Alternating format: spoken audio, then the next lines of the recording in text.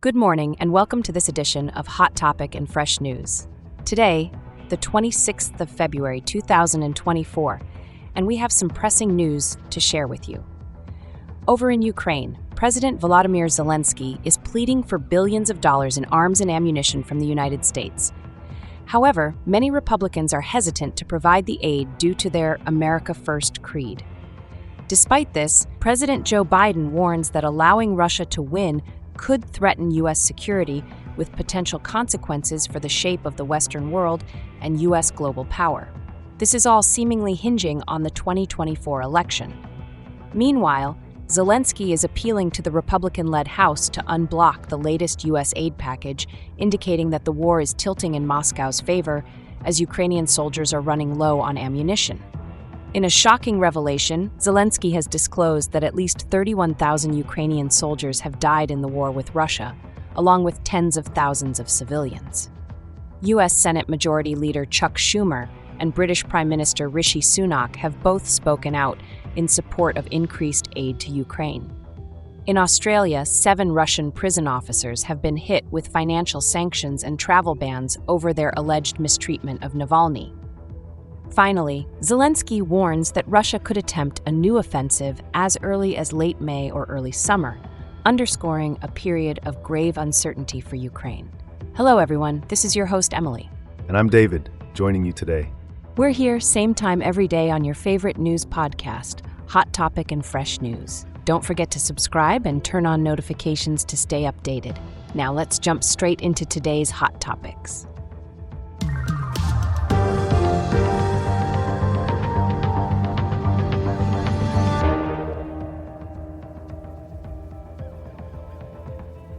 It seems that President Volodymyr Zelensky's appeal to the United States for further aid may be falling on deaf ears, particularly those belonging to Republicans. This is believed to be due to the America First creed, heavily promoted by ex-President Donald Trump. President Joe Biden, however, warns that allowing Russia to gain the upper hand could indeed embolden an adversary that poses a threat to U.S. security. As the 2024 election looms, it seems that the future of Ukraine and the balance of power in the Western world may hang in the balance. Zelensky has made a plea to the Republican-led House to unblock the latest U.S. aid package, emphasizing the dire situation as Ukrainian soldiers run out of ammunition. Just absorbing all this information, it's astonishing how quickly the world of news evolves. These revelations, controversies, and breaking headlines are truly something, aren't they? I encourage you all to reflect on these updates. Are they surprising to you? Do they change your perspective on global politics? Don't forget to hit that like button if you're finding this content informative. We appreciate your support. Let's continue with more updates. Can you give us more insight into President Zelensky's disputed claims regarding Ukrainian casualties? Yes, Zelensky has countered Russian claims of high numbers of Ukrainian casualties.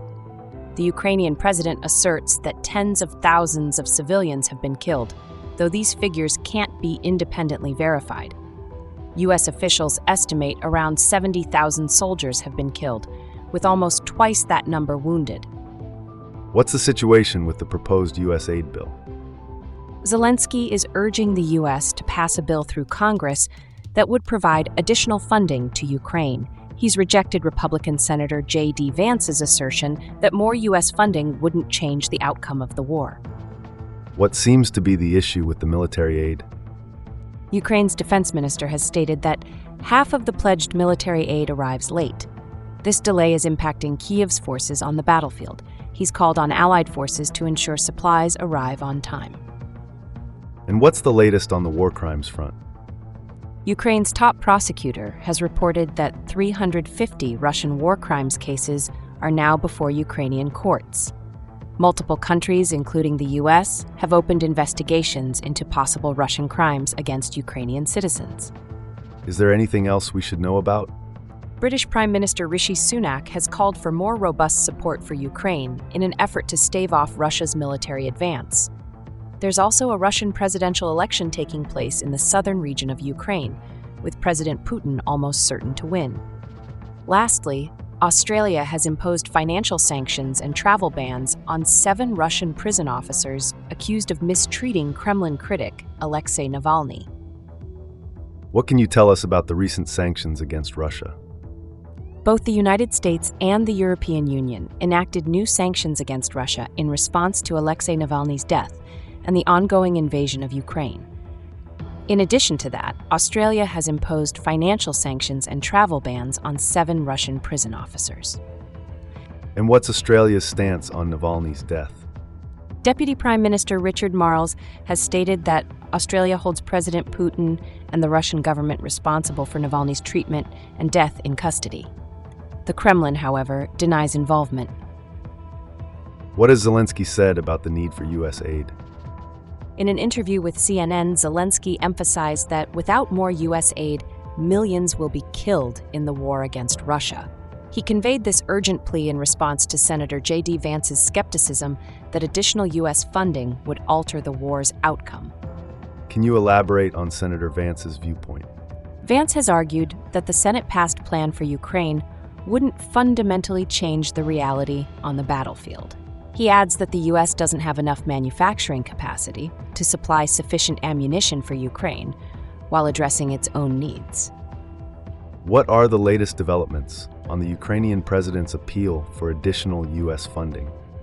Zelensky remains hopeful for more U.S. funding. There's increasing pressure on U.S. House Speaker Mike Johnson to bring the Senate bill up for a vote, although he's resisting due to potential backlash from his own party. Can you expand on U.S. Senate Majority Leader Chuck Schumer's comments after his recent trip to Ukraine? Schumer stressed the need for more aid to Ukraine, stating that a loss to Russia would also have devastating consequences for the U.S. The Senate leader pointed out key areas where Ukraine needed more supplies, such as artillery shells, weapons to disrupt Russian supply networks, and more anti-aircraft weaponry. Can you share any examples Schumer provided of Ukraine's struggles? Schumer mentioned meeting a Ukrainian drone operator who could identify Russian artillery but lacked the ammunition to destroy it. He also highlighted that Russian forces could fire their artillery much longer than Ukrainian artillery could fire back. What can you tell us about the potential timeline for a new offensive from Russia? Zelensky has warned that Russia might attempt a new offensive as early as late May or early summer. The situation remains tense and fluid. What are Zelensky's predictions for the coming months? Zelensky has warned that the coming months will be difficult for Ukraine, especially given the political uncertainty in the U.S. with the upcoming elections. He stressed the importance of unity, both internally and with international partners, during these challenging times. What did Zelensky say about military aid pledged to Ukraine? Zelensky voiced concerns about the delay in receiving military aid, with half of all pledged aid arriving late. This is increasingly worrying due to Ukraine's dwindling stockpiles of ammunition. Could you talk about the casualty figures Zelensky shared? Zelensky revealed that at least 31,000 Ukrainian soldiers have died in the war with Russia, and tens of thousands of civilians in occupied parts have also been killed. However, these numbers can't be independently verified. Can you share the U.S. estimates about Ukraine's battlefield losses? U.S. officials estimate some 70,000 soldiers have been killed, and nearly twice that number have been wounded. However, throughout the conflict, Kyiv has been hesitant to admit how many soldiers have been killed. We're wrapping up another episode of Hot Topic and Fresh News, where we dove into the current global developments. Our heartfelt thanks to all our listeners for making this conversation even more meaningful. Don't forget to engage with us, subscribe, activate your notifications, and share your thoughts in the comments.